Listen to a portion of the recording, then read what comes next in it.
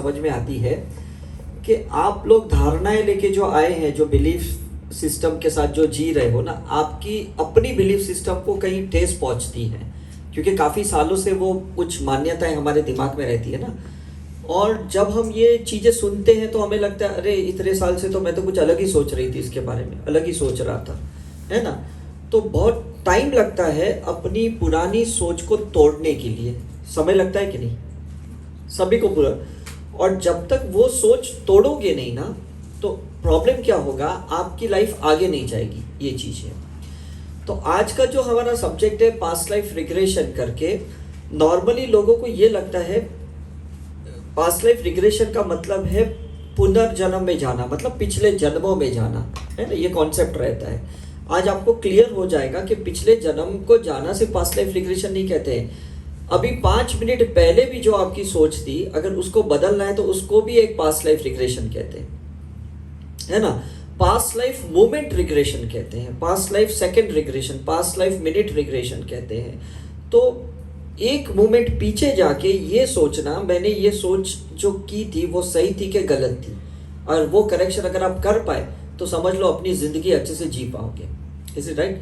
For example, अभी आप में से कोई शायद ऑटो में आया होगा और शायद ऑटो वाले ने शायद ज़्यादा चार्ज लिया रहेगा, और एक मोमेंट में आपने जज किया रहेगा क्या आजकल ये भी लूटने बैठे, ये एक जजमेंट आ गया आपको, और ये जजमेंट ने आपके माइंड को ब्लॉक कर दिया कि भाई ये ऑटो वाले ने ऐसा किया।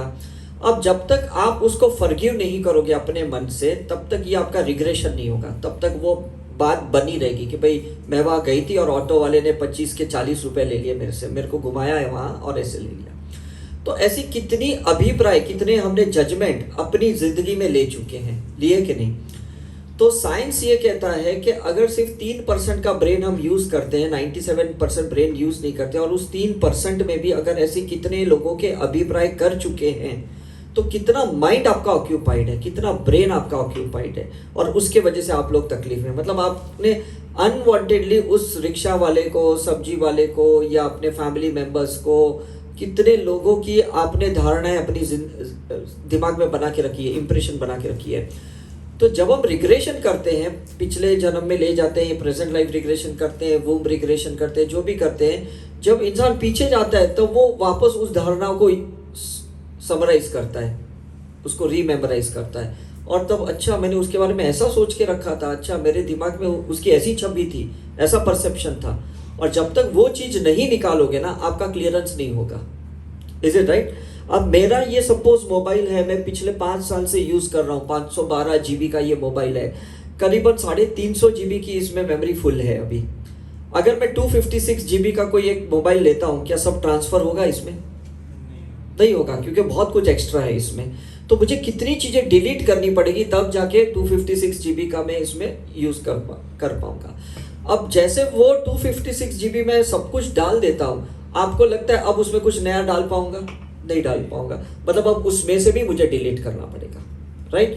तो यही रिग्रेशन का पार्ट है कि जैसे आप दिवाली में, दशहरा में घर की सफाई करते हो, क्लटर निकालते हो ना, वैसे समय समय पे आपको यहाँ से भी क्लटर निकालना पड़ेगा, उसको रिग्रेशन कहते हैं। तो रिग्रेशन का मतलब ये होता है कि रीलिविंग, मतलब उस समय को वापस जीना, राइट।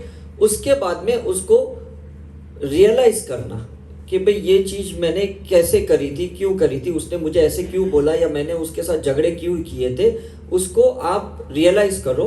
उसके बाद उसको रिलीज करो, फॉरगिव करो, भाई मैंने माफ़ कर दिया, मैंने आज अपने दिमाग से उसको दिल से पूरी तरह से माफ़ कर दिया करके। और लास्टली उसमें रीप्रोग्रामिंग करो, बिकॉज अब कुछ नया प्रोग्रामिंग करके जाओगे तो बेटर है।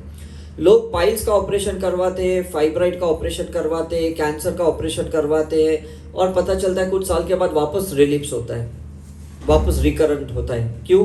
क्योंकि अभी भी रिप्रोग्राम नहीं हुआ है, अभी भी दिमाग से बीमारी नहीं निकली, शरीर के उस भाग से उन्होंने बीमारी को बाहर निकाली है। Is it right? तो हमारा भी क्या होता है कि जब तक दिमाग से और दिल से नहीं निकालेंगे, वो आत्मा से नहीं निकलेगी, और जब तक आत्मा से नहीं निकलती है, जब भी हमारा रीबर्थ होता है, वो वापस बाय डिफ़ॉल्ट आ जाने वाला है। मेरे ये मोबाइल में 6500 कॉन्टैक्ट डिटेल्स है, और आजकल आपको पता है ये सारे कॉन्टैक्ट डिटेल्स आप किसी ईमेल आईडी के साथ इसमें डाल देते हो, है ना। अब ये आईफोन लिया मैंने, जैसे ईमेल आईडी डाल दिया, सारे 6,500 कॉन्टेक्ट डिटेल्स आ गए उसमें बाय डिफ़ॉल्ट। ये मेरे टीम मेंबर जितने भी हैं एसकेएम के, इन्होंने उसी ऑरा एसकेएम की ईमेल आईडी के साथ कॉन्टेक्ट डिटेल डाल दिए, तो उनके मोबाइल में भी सारे मेरे 6,500 कॉन्टेक्ट डिटेल्स आ गए। अब मैंने उनको जैसे भी सेव किया है कि ये बंदे ने 2012 में कांटेक्ट किया था, पीएलआर के लिए कांटेक्ट किया था, ऑरा के लिए किया था, ये मुंबई से या हैदराबाद से, ये लंदन से, दुबई से, इनके मोबाइल में भी एज इट इज वैसा ही का वैसा कांटेक्ट डिटेल आ गया। Is it right? तो हमारी भी काफ़ी चीज़ें जेनेटिकल कांटेक्ट के जैसे होती है कि पेरेंट्स की बाय डिफ़ॉल्ट हमारे उनकी मान्यताएं, उनके कर्म हमारे साथ आ जाते हैं, उनकी सोच हमारी सोच आ जाती है, उनके कुछ अनहील पार्ट हमारे अनहील पार्ट के साथ आ जाते हैं करके। तो अब ये या तो ड्यूटी उनकी बनती है कि वो अपने डीएनए से निकाले ताकि हमारे डीएनए से निकल जाए, और या तो हमारी ड्यूटी बनती है कि अगर हमने प्रेजेंट अपने डीएनए से उनकी इंफॉर्मेशंस निकाल दी तो शायद हमारे आगे के बच्चे को तकलीफ नहीं होगी, न तो उनको भी वही तकलीफ होगी। जैसे हम बोलते हैं नहीं मुझे एलर्जी है, मेरे मम्मी को भी एलर्जी थी, हाँ मेरे दादाजी को भी एलर्जी थी, राइट। मुझे डायबिटीज़ है, लेकिन हाँ मुझे अब याद आ रहा है मेरे पापा को भी डायबिटीज़ है। मतलब ये सिर्फ बीमारी फिजिकल नहीं आती, ये मेंटल भी आती, इमोशनल भी आती, कार्मिक भी आती है। मतलब ये कैसी है कि अगर उनको फियर है तो आपको फियर आ गया, उनको गुस्सा है तो हम बोलते ना अरे इसका गुस्सा तो दादाजी जैसा है, देखो ये बच्चा भले छोटा है लेकिन गुस्सा समझ में आता है। मतलब कितनी इम्प्रिंट मिलती है हमारे अंदर। तो ऐसा नहीं सिर्फ हम बोलते कि हाँ इसकी लुक्स ऐसी है, जैसे बच्चा बड़ा होता है ना उसके स्वभाव के चरित्र नेचर को भी हम बताते कि ये किसके जैसा है। Is it right? तो पहले जब रिश्ते होते थे ना, रिश्ते लड़के लड़कियों के, तो पूछते भी थे ऐसा ये कौन से गांव से है, ये कौन से मतलब फैमिली को बिलोंग करता है, ये ब्राह्मण है या जैन है, ये वैष्णव है, ये मतलब कितने कल्चर का भी देखो हमारे अंदर इम्प्रिंट्स है। कहने का मतलब ये है। तो आप मुझे ये बताओ प्रेजेंट लाइफ में अगर आपको अपनी प्रेजेंट सपनों को पूरा करना है, प्रेजेंट डिजायर्स को पूरा करना है, प्रेजेंट गोल्स को पूरा करना है, प्रेजेंट विशेष को पूरा करना है, तो ये वो सारे इम्प्रिंट को जब तक डिलीट नहीं करते हो आपके प्रेजेंट गोल्स कैसे फुलफिल होंगे। चीजें सब उनकी भरी पड़ी है, पिछले जन्मों की, पेरेंट्स की, उनकी सब भरी पड़ी है, और पूरी इच्छाएं हम अपनी करने की कोशिश कर रहे हैं। तो ये कैसे पॉसिबल है? पॉसिबल ही नहीं है ना, क्योंकि क्या है उनकी जो धारणाएं थी वो अगर आपके अंदर आ गई और आपका कुछ सपना पूरा करना है और वो धारणाओं से, उनके थॉट प्रोसेस से कॉन्ट्राडिक्टरी है, तो आपका विश पूरा होगा? हाँ नहीं होगा। उनकी सोच ऐसी है कि भाई मुझे साधु बनना है, मुझे मोक्ष में जाना है, मुझे कुछ चीजें नहीं चाहिए, कोई चीजें मैनिफेस्ट नहीं करनी। और आप सोचते हो मुझे कुछ मैनिफेस्ट करना है, मुझे BMW चाहिए, मुझे अपना बड़ा बंगला चाहिए, ये चाहिए, स्टेटस चाहिए। कॉन्ट्राडिक्टरी होगा उनकी बिलीफ और आपकी बिलीफ सिस्टम से। पिछले जन्म में रिलेशनशिप का कोई प्रॉब्लम हुआ, आपने वो सोचा यार कितने सालों तक शादी नहीं करते तो अच्छा, शादी नहीं करते तो अच्छा है, या बच्चे नहीं होते तो अच्छा है। इस लाइफ में आप चाहते हो लेकिन पिछले जन्म की एक थॉट प्रोसेस आपकी शादी को डिले कर रहा है। शादी हो गई लेकिन सक्सेसफुल नहीं हुई क्योंकि पिछले जन्म में ये थॉट डाला था यार ये सब बेवकूफ़ी है। Is it right? तो जितने भी हजारों लोगों का हमने पास्ट लाइफ रिग्रेशन किया है उसमें एक चीज बहुत क्लियर समझ में आ गई, इंसान कॉन्शियसली कुछ सोचता है और अनकॉन्शियसली उसने कुछ और ही पकड़ के रखा है, और वो दोनों ऑपोजिट कैरेक्टर उसके दिमाग में ही चल रहे हैं। और उस ऑपोजिट कैरेक्टर को जब तक आप डिलीट नहीं करते हो या उसको हार्मोनियस नहीं करते हो, सिंक नहीं करते हो, ट्यूनिंग नहीं करते हो, आपकी लाइफ एक डायरेक्शन में जा ही नहीं सकती, यहाँ वहीं भटकते रहने वाले हो आप लोग। सोच वैसी डाली ना। अब इस लाइफ में मेरे पेरेंट्स ने शादी के पहले सोचा था, मेरे पापा ने स्पेशली, कि मैं तो डॉक्टर नहीं बन पाया लेकिन मैं शादी करूंगा, बच्चे होंगे तो मैं डॉक्टर ही बनाऊंगा। तो हम तीनों भाई को पापा ने डॉक्टर बना दिया किसी भी तरह से। हमने गलती से भी ऐसा नहीं सोचा हम कॉमर्स में जाए, आर्ट्स में जाए, वो तो छोड़ो, हमने ये भी नहीं सोचा कि हम इंजीनियरिंग में जाएं, जबकि मैथ्स भी हम लोग का इतना अच्छा था। क्योंकि बचपन से पेरेंट्स ने बोला तुमको डॉक्टर बनना है, मेरा सपना पूरा करना है। बन गए डॉक्टर, प्रैक्टिस में भी आ गया मैं, मेडिकल प्रैक्टिस में। मैं सोच रहा हूँ मुझे मज़ा क्यों नहीं आ रहा है प्रैक्टिस में, मतलब इतनी अच्छी, मैं रामकृष्ण में हॉस्पिटल में काम कर रहा था, अपनी फिर प्राइवेट प्रैक्टिस कर रहा था। फिर जब मैंने एक दिन प्राणी किलिंग सीखी, फिर कुछ दिन के बाद रेकी सीखी, फिर कुछ दिन के बाद करुणा हीलिंग सीखी, और जब मैंने वो सीख के थोड़ी अपनी पास्ट लाइफ की ग्लिम्सेस देखना शुरू किए, पता चला अरे पिछले लाइफ में तो ये थॉट डाला था कि मुझे रिसर्च करना है, ये कॉन्ट्राडिक्टरी था, मुझे रिसर्च करना है। तो ये मेडिकल प्रैक्टिस वाले रिसर्च नहीं कर सकते, वो तो पुरानी डायग्नोस्टिक बीमारियों के ऊपर एमआर के जो मेडिसिन होते हैं वही प्रिस्क्राइब करते, वो अपना कुछ नया तो कुछ भी नहीं करते वो। Is it right? तो जिस दिन मैंने सोचा कि अगर ऐसा है तो let me start the research work, और जैसे मैंने सोचा मुझे पता चला लंदन के कोई साइंटिस्ट ने ऑरा का मशीन बनाया है और उस ऑरा के मशीन से आप रिसर्च कर सकते हो।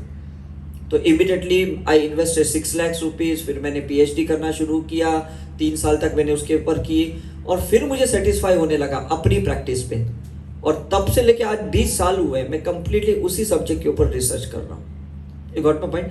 आप लोग को भी ये रिसर्च करना है अपने अंदर कि मैं जन्म लेने से पहले क्या सोच किस जन्म लिया है, ये क्लियर है। अगर आपको यही नहीं पता कि आपने गॉड के साथ क्या कमिटमेंट करके जन्म लिया, ये फैमिली में क्यों आए, ये प्रोफेशन में क्यों आए, क्या ये आपके सोल के साथ मैच करता है या नहीं करता, ये आपको जानना पड़ेगा। क्या मैंने जो सोचा था मैं उसी हिसाब से जीवन जी रहा हूँ कि नहीं जी रहा हूँ, ये आपको सोचना है। जैसे एक बिल्डिंग बनती है ना नए कंस्ट्रक्शन वाली, और आप जाके बिल्डर को बोलते हो कि मेरे बजट के हिसाब से मुझे ये इतने स्क्वायर फीट की ये जगह चाहिए करके, तो वो कहता है हाँ ये आपको मैं ये 2nd फ्लोर पे ये वाला नंबर का फ्लैट दे दूंगा। आप एग्रीमेंट साइन करते हो, पेमेंट करते हो, सब करते हो। कुछ टाइम के बाद वो कहते हैं कि भाई अब पूरा कंस्ट्रक्शन हो गया बिल्डिंग का, अभी आप रहने को आ सकते हो और आपका ये नंबर का फ्लैट है। आप बोलोगे नहीं, आपने तो पहले कुछ अलग नंबर का मुझे बताया, आपने तो मुझे ये साउथ डायरेक्शन वाला डोर बताया, ये तो नॉर्थ डायरेक्शन वाला है, ऐसे करके। और जब आपको फिर कॉन्ट्राडिक्टरी समझ में आता है ना, आप बेचैन हो जाते हो, बोलते नहीं अब चेंज नहीं होगा, अब तो हमने आपको यही फ्लैट अलॉट किया है। तो जितना टाइम रहोगे ना वो फ्लैट में, ये याद आएगा यार ये तो गलत है, मैंने तो वो वाला बुक किया, मैंने तो पैसा उसके लिए दिया था, मैंने तो वो एंट्रेंस चाहता था, मुझे तो वहाँ की हवा चाहती, मुझे तो वो पिछला वाला व्यू चाहिए था, ये मुझे कहाँ दे दिया। होगा कि नहीं? ये तो बहुत बड़ी बात है। आपका ट्रेन का भी मैं आपको बताता हूँ या फ्लाइट का भी बताता हूँ कि आपने फ्लाइट में कोई एक विंडो सीट सिलेक्ट किया है और कभी कोई आके आपको बोलेगा कि can I sit and window seat, आप अलाउ नहीं करोगे। क्यों? क्योंकि आपने खुद सिलेक्ट किया है ना वो चीज़। भले 2 घंटे की जर्नी थी, 2 घंटे की जर्नी में आप कॉम्प्रोमाइज़ नहीं करते हो। ट्रेन में भी ऐसा ही होता है कि आपको कोई सीट मिलती है और आपकी सीट पे कोई बैठा रहता है, आप उसको बोलते हैं प्लीज़ उठो ये मेरी सीट है, वो बोलते हैं भाई साहब ये पूरी ट्रेन खाली, आप कहाँ पे भी जाके बैठ सकते हो। बोलते नहीं मुझे तो यही सीट चाहिए, मेरी रिजर्वेशन है। Is it right? मतलब माइंड क्यों ऐसा है कि उस चीज़ को क्यों पकड़ता है, मुझे बताओ क्यों ऐसा करता है? क्योंकि माइंड में सोल प्लानिंग के हिसाब से ही वो चलता है, उसको प्लान में थोड़ी भी छेड़छाड़ी करनी पसंद नहीं होती। Is it right? पति पत्नी की कितनी भी नहीं बने, कितने भी झगड़े हो, लेकिन जब उसको पता चलता है कि भाई उसका कहीं एक्स्ट्रा मैरिटल अफेयर रहता है तो वो टॉलरेट नहीं कर पाता है। तो दूसरा कहता है भाई वैसे भी तुम्हारी कहाँ जमती है, अगर उसकी और किसी के साथ जमती है तो उसको उसके साथ चिल होने दो। नहीं मैं तो बर्दाश्त नहीं कर सकती हूँ, मेरा पति और किसके पास जाए, मेरी पत्नी और किसके साथ रिलेशनशिप में। मतलब देखो कैसा है, हम अपने बच्चे को कितना भी नालायक बोलेंगे, लेकिन ये बच्चा अगर ज्यादा नेबर के पास रहेगा ना, हमको अनकंफर्टेबल फील होगा, इनसिक्योरिटी फील होगी, मेरा बच्चा उसके घर पे क्यों ज्यादा बैठ रहा है। इज इट राइट और रॉन्ग? राइट? आपके सर्वेंट को अगर आप खुश नहीं रखते हो, वो सर्वेंट जॉब छोड़ के और कहीं जाके करता है, तो अभी भी आपको अनकंफर्टेबल लगता है कि मेरा नौकर छोड़ के उसके पास कैसे गया, आपका ईगो हर्ट हो जाता है। मतलब कैसा है, आपने अभी तक उसके साथ सोल का कॉन्ट्रैक्ट या सोल के कर्मा क्लियर नहीं किया, तब तक आपको वो चीज परेशान करती है। इंसान डिवोर्स देने के बाद भी उस अपने एक्स पार्टनर के ऊपर नजर बनाए रखता है, उसको ट्रैक करता है, उसको फेसबुक पे इंस्टा पे देखता है वो कहाँ जा रहा है। हम बोलते हैं आप डिवोर्स दिया अब तो छोड़, बोलता है नहीं यार कैसे छोड़ू यार। इज इट राइट और रॉन्ग, मुझे बताओ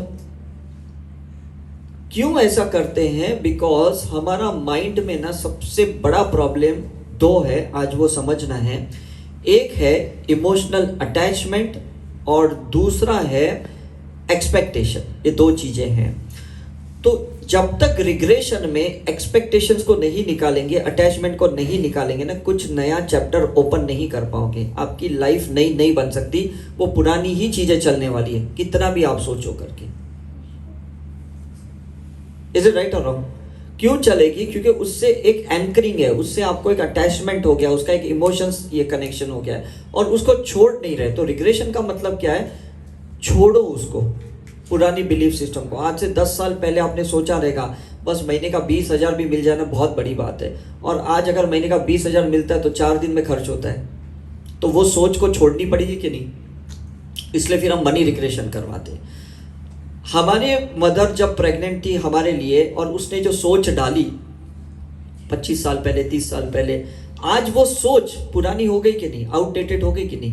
तो इसलिए फिर हम वूम्ब रिग्रेशन करवाते हैं कि वो सारी पुरानी सोच जो मदर ने डाली है, जो पेरेंट्स ने डाली है बच्चे के अंदर, जिसकी वजह से अभी प्रेजेंट लाइफ के सपने पूरे नहीं हो रहे क्योंकि पिछला कुछ अलग सॉफ्टवेयर डाल दिया है। इज इट राइट और रॉन्ग? वो निकालना पड़ेगा। अभी मैं लास्ट वीक जब यूएस से आया, मैंने एक मैक एयर लैपटॉप लेके आया, और मैं बहुत खुश हो गया कि चलो एक अच्छा लैपटॉप यहाँ मिला। लेकिन जब यहाँ पे कुछ सॉफ्टवेयर इंस्टॉल करने के लिए गया तो उसमें लिखा गया था कि ये आपका सॉफ्टवेयर ही आउटडेटेड है, आप पहले उस सॉफ्टवेयर को, ओएस को अपडेट करो, फिर नए सॉफ्टवेयर उसमें आएंगे करके। Is it right? अब जब मैं अपडेट करने जा रहा था तो सॉफ्टवेयर अपडेट हो गया, उसके बाद भी है ना कुछ नए सॉफ्टवेयर नहीं जा रहे थे, तो फिर मुझे शॉप में जाना पड़ा। वो बोला कि आपका ये लैपटॉप ही पुराने मॉडल का है, तो पहले तो उसका ओएस ही पूरा चेंज करना पड़ेगा और उसके बाद नए सॉफ्टवेयर डाल पाएंगे आप। तो हम लोग का भी क्या प्रॉब्लम है, हम लाइफ तो बॉडी से बायोलॉजिकली नहीं ले लिए हैं, लेकिन हमारा अंदर का सॉफ्टवेयर बहुत पुराना है, ये वर्जन बहुत पुराना है। समझ में कि नहीं? तो कुछ पेरेंट्स के सॉफ्टवेयर पुराने हैं, कुछ हमारे पास्ट लाइफ के सॉफ्टवेयर बहुत पुराने हैं, कुछ हमारे बिलीफ सिस्टम पुराने हैं, कुछ हमारे जजमेंट्स पुराने हैं, कुछ हमारे एक्सपीरियंसेस पुराने हैं, कुछ हमारे परसेप्शंस पुराने हैं, कुछ हमारे इल्यूजन्स पुराने हैं। मतलब कितनी थॉट्स पुराने हैं, कितनी इमोशंस पुराने, कितनी चीज़ें पुरानी हैं। और आपको कुछ नए BMW की मॉडल गाड़ी चाहिए, नया बिजनेस चाहिए, मतलब नया कुछ आपको चाहिए, कहाँ से आपको मिलेगा? जबकि पुरानी पहले कितनी चीज़ें भरी पड़ी है। Is it right? मतलब रिश्ते भी कैसे होते हैं, जब नए रिश्ते होते हैं ना बहुत अच्छे लगते हैं, लेकिन यही रिश्ते जब पुराने होते हैं ना, यही रिश्ते बकवास लगते हैं। राइट और रॉन्ग? क्यों लगते हैं? क्योंकि वो रिश्ते उस समय में उस सोच के वजह से बने थे। अब आपकी सोच बदल गई और वो इंसान नहीं बदल रहा है, वो पुरानी सोच लेके बैठा है, तो कॉन्ट्राडिक्टरी होगा कि नहीं? फ्रिक्शन होगा कि नहीं? अब ये क्या होता है कि हस्बैंड वाइफ हो या पेरेंट्स बच्चे हो, ये जो थॉट का जो डिफरेंट है, जो माइंडसेट का डिफरेंस है ना, यही ज़्यादा बड़ी मतलब जड़ है करके। और जब तक वो चीज़ को आप करेक्ट नहीं करोगे, मुझे बताओ कि आप लाइफ में सक्सेस कैसे हो सकते हो? हो सकते हो? बिल्कुल नहीं हो सकते। हमको इसमें क्या करना पड़ता है, हमको या तो अपनी पुरानी फाइलों को डिलीट करना पड़ता है, हमें reprogramming of the mind and reframing of the brain करना पड़ता है। ये चीज़ है, हमको हमारे डीएनए में से वो चीज़ों को चेंज करनी पड़ेगी थीटा डेल्टा लेवल पे, तब जाके हमारा कुछ नया मैनिफेस्टेशन होगा, नहीं तो नया मैनिफेस्टेशन होगा ही नहीं। इस दुनिया में कौन सक्सेसफुल है उसके ऊपर हमने बहुत रिसर्च किया। 2 ही प्रकार के लोग हमें मिले जो सक्सेसफुल है। एक वो जिनका दिमाग पूरा खाली है, वो कुछ भी सोचते हैं उनको मिल जाता है। एक वो जिन्होंने पिछले जन्मों में बहुत पुण्य किए हैं और उनको कोई भी इस लाइफ में सक्सेस मिल जाता है। 2 ही कंडीशन है ये। अगर आप पिछले जन्म से कोई पुण्य नहीं लेके आए हो तो मुझे बताओ आपको कैसे मैनिफेस्टेशन होगा, आपके सपने कैसे पूरे होंगे? और अगर आपका माइंड पहले से इतना भरा पड़ा है तो आपका कहाँ सक्सेस होने वाला है? मैं जितनी भी कंट्रियों में जाता हूँ, लंदन में, यूएस में, सिंगापुर में, सोचता हूँ ऐसा क्या है, ये तो दिखते तो सेम ही है, क्या है ऐसा? लेकिन समझ में आता है उनका माइंड सेट है ना प्रेजेंट लाइफ में रहने वाला है, और हमारा जो माइंड सेट है ना वो हमेशा पास्ट में ज़्यादा रहता है। वो प्रेजेंट मोमेंट में रहते हैं, मतलब उनका जैसा जो भी होता है ना वो उसी को उसी जगह पे छोड़ देते हैं, और हम उसको उसी जगह से लेके जो पिकअप करते हैं और जगह जगह पे उसको लेके घूमते रहते हैं। जो भी मिलता है उसको सारी कहानी बताते, तेरे को पता है मेरे साथ ऐसा हुआ, तेरे को पता है मेरे साथ ऐसा हुआ, तेरे को पता है मेरे साथ उसने वैसे किया, पूरा ऐसे करते हैं। तो ये जो छाप हर एक इंसान के अंदर हम छोड़ते हैं ना, वो छाप 10x 30x 40x 60x हो जाता है, इंटू हो जाता है, मल्टीप्लिकेशन हो जाता है। तो आपका रिग्रेशन भी इतना इंटेंसली करना पड़ेगा तब जाके इतना निकल पाएगा करके। है ना। मतलब अगर सास बहू का नहीं जमता है तो वो कितने लोग को बोल देती है, पति पत्नी की नहीं जमती है तो कितने लोग को बोल देते हैं, बच्चों के साथ अगर पेरेंट्स की नहीं बनती है वो कितने बोल देते हैं। हम शब्दों के बाणों से खेलते हैं इंडिया में, और वो हमने महाभारत रामायण काल से देखा है, शब्दों के बाणों से खेलते वो, इज इट राइट। और वो शब्दों के बाणों से वो खुद ही बन जाते हैं। ये रामायण महाभारत भी क्यों हुई, क्योंकि अगर 5 पांडवों ने द्रौपदी को बोला कि मैं तुम्हारी रक्षा करूंगा किसी भी परिस्थिति में, और वो रक्षा नहीं कर पाए तो युद्ध हो गया, is it right. Bhishma Pitamah ने बोला कि भाई मैं पूरा तुम्हारा राज्य को संभालूंगा, प्रोटेक्ट करूंगा, वो नहीं कर पाए तो उनको बाणों पे लेटना पड़ा, राइट। मतलब हम बहुत लूजली शब्द का इस्तेमाल करते हैं, और रिग्रेशन शब्दों का पहले तो करना पड़ेगा कि कौन से शब्द हम बहुत फ्लुएंटली यूज करते हैं और वही चीजें हमारी लाइफ में प्रॉब्लम क्रिएट करते हैं, क्योंकि हर शब्द की एक फ्रीक्वेंसी तरंग होती है। और आजकल आप देखो ये जो भी मार्केटिंग वाले लोग हैं ना, ये सारे हैशटैग के साथ शब्दों को जोड़ देते, इमेज को, वीडियो को, और उसका एक क्लाउड में चले जाता है। मतलब मुझे लगता था कि ये साई करुणा मिशन बस इतना डाल दिया तो सब ठीक है। वो लोग मेरे वीडियोस को, मेरे फोटोज को hashtag spirituality, hashtag inspiration, hashtag motivational, hashtag energy, इतने हैशटैग शब्दों के साथ एक वीडियो को जोड़ देते हैं। मतलब कितना क्लाउड क्लाउड क्लाउड क्लाउड में ये मेरा वीडियो चले जाता है। कोई भी गूगल में अगर टाइप करता है तो वो चीजें पहले आ जाती है, इज इट राइट। तो आपकी लाइफ में भी क्या हो गया, जो शब्द दो ही है, एक जो अंदर आप इस्तेमाल कर रहे हो इसको कहते हैं इनर डायलॉग। इनर डायलॉग, आप अंदर अपने अपने से बात करते हो कि नहीं करते हो ना, सब लोग करते हैं, राइट। क्योंकि काफी चीजें हम बाहर बात नहीं कर सकते, सामने वाला वो सोचेगा ये क्या बात कर रहा है, तो मैक्सिमम चीजें तो दैट इज इनर डायलॉग जो हम एनएलपी में हमने सीखा है।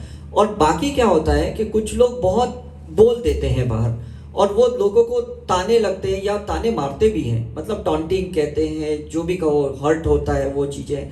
हमको भी लोग हर्ट करते हैं, हम भी लोगों को हर्ट करते हैं, बिकॉज हमें लगता है बस मुझे तो बोलना था, मैंने कोई झूठ नहीं बोला, मैंने तो सच बोला। लेकिन आपका सच रिलेटिव सच है, आपका सच यूनिवर्सल सच नहीं है, यूनिवर्सल ट्रुथ नहीं है। आपकी अपनी सोच से एक सच बाहर निकला है, फर्क है कि नहीं। अपनी सोच से सच बाहर निकला है।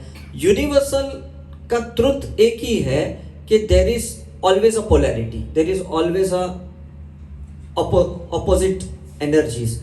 तो यूनिवर्स ने कभी ये नहीं बोला कि ये चीज ऐसा ही होना चाहिए, कभी यूनिवर्स नहीं बोलेगा, कभी नहीं बोलेगा। हम बोलते हैं कि नहीं, मुझे तो लगता है ये आदमी झूठ है, इसको ऐसा नहीं करना चाहिए। ये आपका है, बिकॉज आपकी चेतना की कॉन्शियसनेस, सोल की कॉन्शियसनेस की जो लेवल है, आपका जो न्यूमरोलॉजिकल माइंडसेट है, आपका जो पेरेंटल बिलीफ सिस्टम है, आपका जो अपग्रेडिंग कल्चर है, उससे आपका एक सच बना है। ये सच सिंगुलर नहीं है, इसके पीछे बहुत सारा इतिहास है, और इतिहास हमेशा आउटडेटेड होता है, टोटली आउटडेटेड होता है। इतिहास का कोई लेना देना नहीं। मैं भी जब अब स्कूल में पढ़ता था, मुझे 100 में से 1 मार्क मिला हिस्ट्री में, तो मेरे पापा ने 99 छड़ी मुझे मारी। मैंने बोला क्यों मारा, बोलते 1 मार्क कोई लेके आता है। मैंने बोला 1 तो मिला कि नहीं, बोले पागल है तू, पास भी नहीं हुआ इसमें। मैंने बोला इतिहास पढ़ के करूंगा क्या, शिवाजी कहाँ बॉर्न हो गया, औरंगजेब ने क्या किया, मुगल ने ये किया।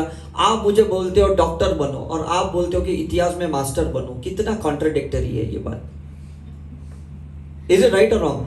कौन सा मुझे पेशेंट आया अस्थमा वाला, उसको बोलेगा रुक मैं तेरे को बताता हूँ शिवाजी कहाँ जन्म लिया, वो बोलेगा ये क्या सुना रहे, अरे मैंने टॉप किया है हिस्ट्री में, उसको क्या लेना देना है, इज इट राइट और रॉन्ग। वो पेशेंट अपने सिम्टम्स लेके आया, अपना प्रॉब्लम लेके आया, मैं उसको पास्ट का कुछ भी बोलूं, इतिहास का कोई मतलब नहीं है।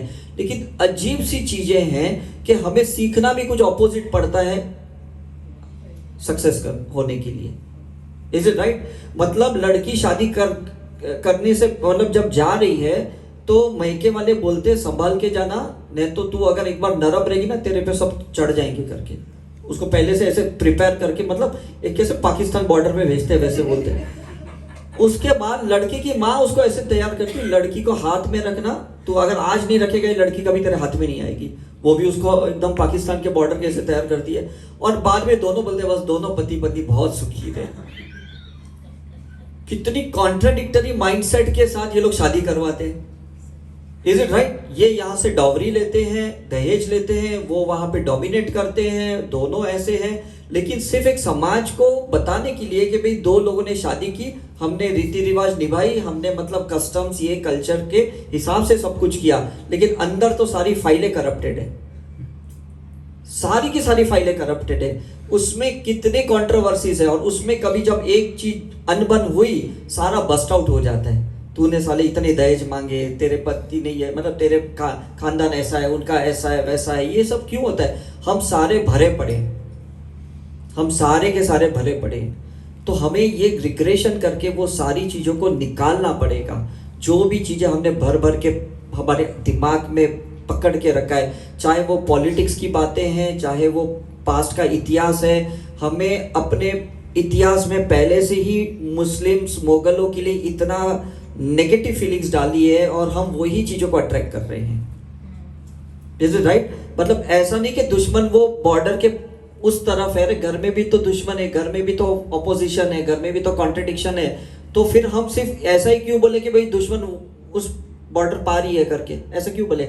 हम भी अपने दुश्मन है, मतलब हमारा भी माइंड भी ऑपोजिट चलता है। राइट ब्रेन इमोशनली या लेफ्ट ब्रेन लॉजिकल चलता है, दोनों माइंड हमेशा फाइट करते हैं। तो इंडिया पाकिस्तान तो अंदर ही है, राम और रावण तो अंदर ही है। इज इट राइट और रॉन्ग? तो रिग्रेशन में क्या होता है, हम ये करते हैं कि दोनों माइंड की स्टडी करते हैं, दोनों पास्ट और प्रेजेंट की स्टडी करते हैं, दोनों क्या कहते हैं, पुराने एक्सपीरियंस और अभी के एक्सपीरियंस की स्टडी करते हैं। और जब हम वो दोनों को एक हायर कॉन्शियसनेस एंड अवेयरनेस के साथ स्टडी करते हैं ना, तब पता चलता है। अब आप बोलोगे ये कैसा हो सकता है, मैं आपको बताता हूँ।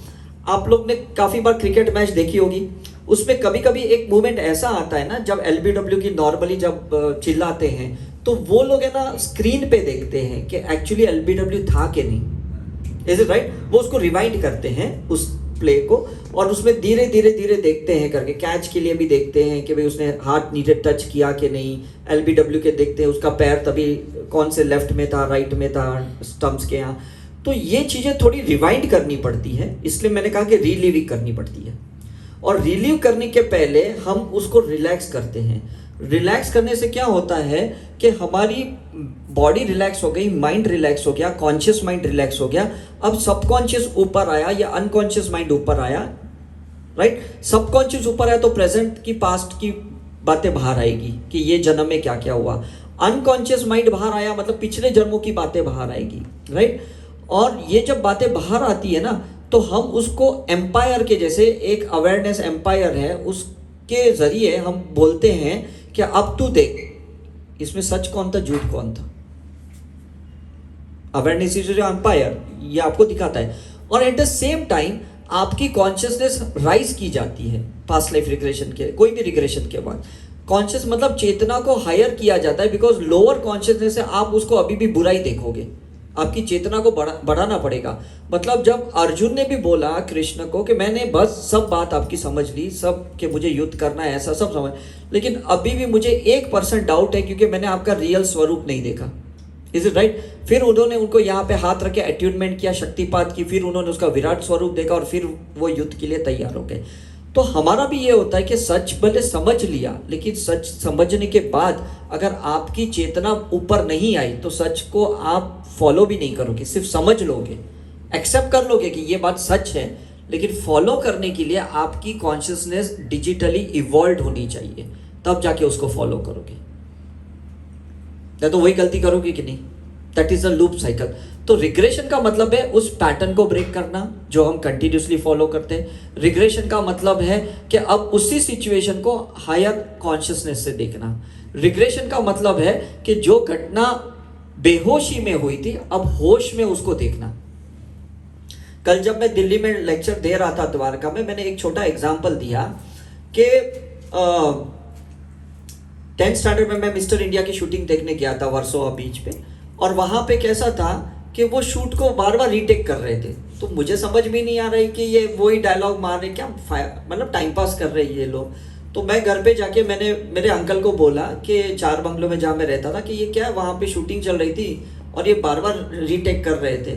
तो वहाँ पे ना केसी बोकाडिया बैठे हुए थे, मेरे अंकल के फ्रेंड, वो बोले रीटेक नहीं कर रहे थे, वो उसको करेक्ट शॉट के लिए वेट कर रहे थे। मैंने कहा नहीं सब करेक्ट ही था। बोले वो तुम्हारे नज़र से करेक्ट था, लेकिन जो डायरेक्टर रहता है ना उसको पता रहता है कि एक्चुअल करेक्ट कौन सा है।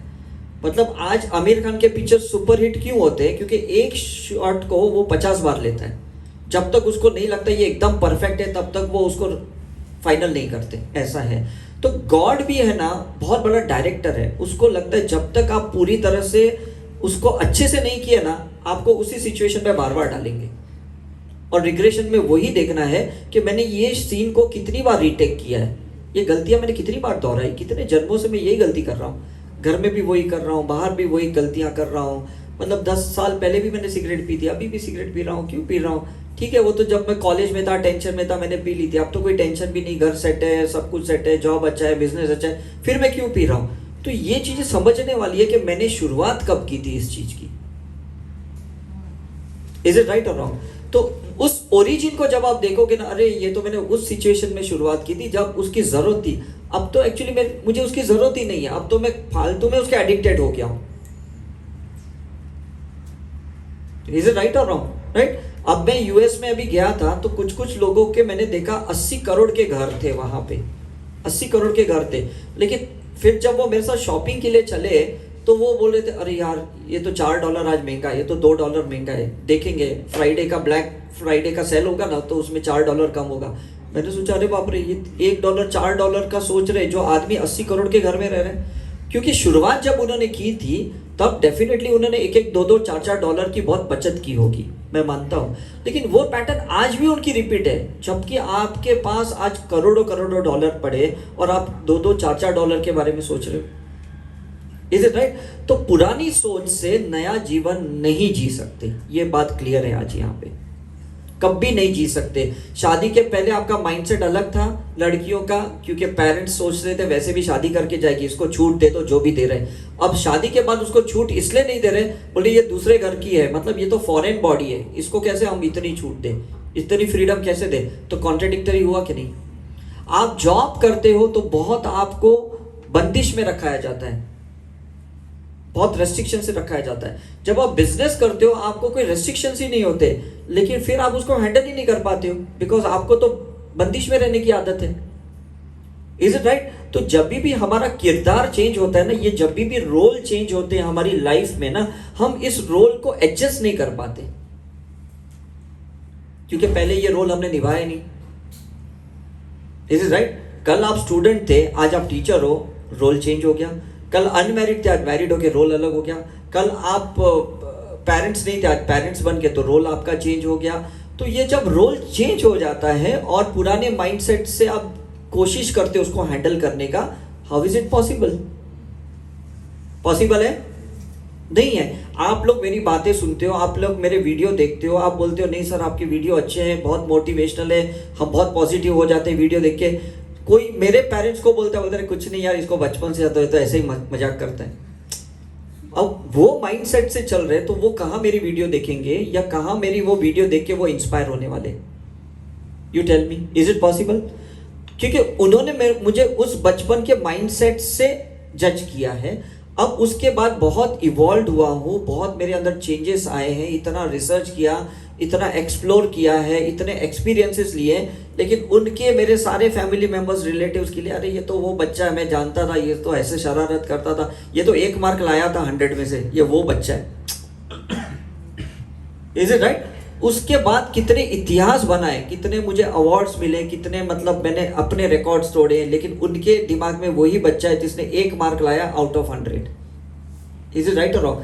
तो रिग्रेशन में हम सिर्फ अपने अंदर की छवियों को चेंज नहीं करते, और जब हम अपनी करते हैं ना, दूसरों के अंदर भी हमारी छवियां चेंज हो जाती है। फर्क हो गया कि नहीं? मुझे काफी साल पहले मेरे पापा कहते थे कि तू क्या मेडिकल प्रैक्टिस छोड़ के ये साधुगिरी वाला काम कर रहा है, फालतू। देख तेरा बड़ा भाई अमेरिका में कार्डियोलॉजिस्ट बन के कितना आज मल्टी मिलियनर बन गया, तू तो यही ये सब कर रहा है। अब कुछ साल से मेरे पापा सबको बोलते हैं मेरा बड़ा बेटा तो नौकरी कर रहा है, ये छोटा बेटा देखो पूरा इंटरनेशनल में रिसर्च कर रहा है। सीधे को कैसा माइंडसेट चेंज हो गया, बिकॉज मैंने अपने रिग्रेशन में, प्रेजेंट लाइफ रिग्रेशन में वो सारी चीजें निकाल दी जो वो मुझे समझते थे, ये मैंने निकाल दिया है। मतलब वो बहुत जो लोअर क्या कहते हैं, लोअर प्रोटोकॉल वाला जो इंसान होता है ना, उसका जो एक लोअर प्रोफाइल वाला, उसको मैंने निकाल दिया। तो आप भी अपने अंदर जब तक वो कमियां खामियां को नहीं निकालोगे ना, बाहर वाले आपको वैसे ही देखेंगे, बाहर वाले आपको वैसे ही जज करेंगे, बिकॉज आपने अभी तक अपने अंदर कोई चेंजेस नहीं लाए। ये बात तय है करके। Is it right? आपका हार्डवेयर भी वही है, फिजिकल बॉडी भी वही है, आपका माइंडसेट भी वही है, सिर्फ एज बढ़ गई है आपकी। तो एज बढ़ने से आदमी आपको अलग नहीं समझने वाला, समझने वाला है। आज आपकी दादी नानी है, कितनी भी बड़ी होगी, आप उसको क्या बुलाओगे?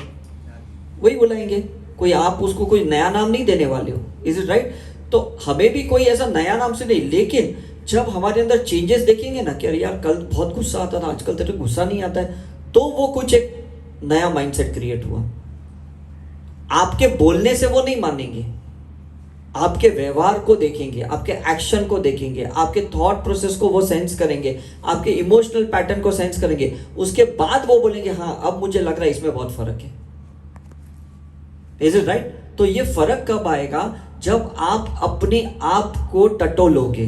तो रोज आपको 15-20 मिनट सोने से पहले आपको ये सेल्फ रियलाइजेशन प्रोसेस करना ही होगा कि पूरे दिन में मैंने कहाँ पे किसके साथ कैसी बातें की, और उसमें उसने उसको पॉजिटिवली लिया या नेगेटिवली लिया, या मैंने जिन जिन को मिला तो मैंने उस सिचुएशन में उनको मैंने पॉजिटिवली लिया या नेगेटिवली लिया।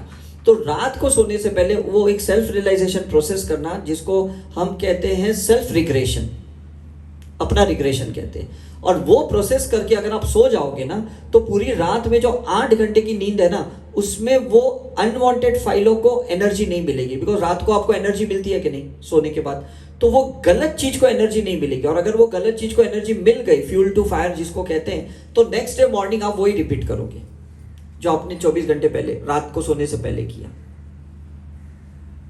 Is it right? सेम करोगे कि नहीं? क्योंकि करेक्शन ही कहाँ किया।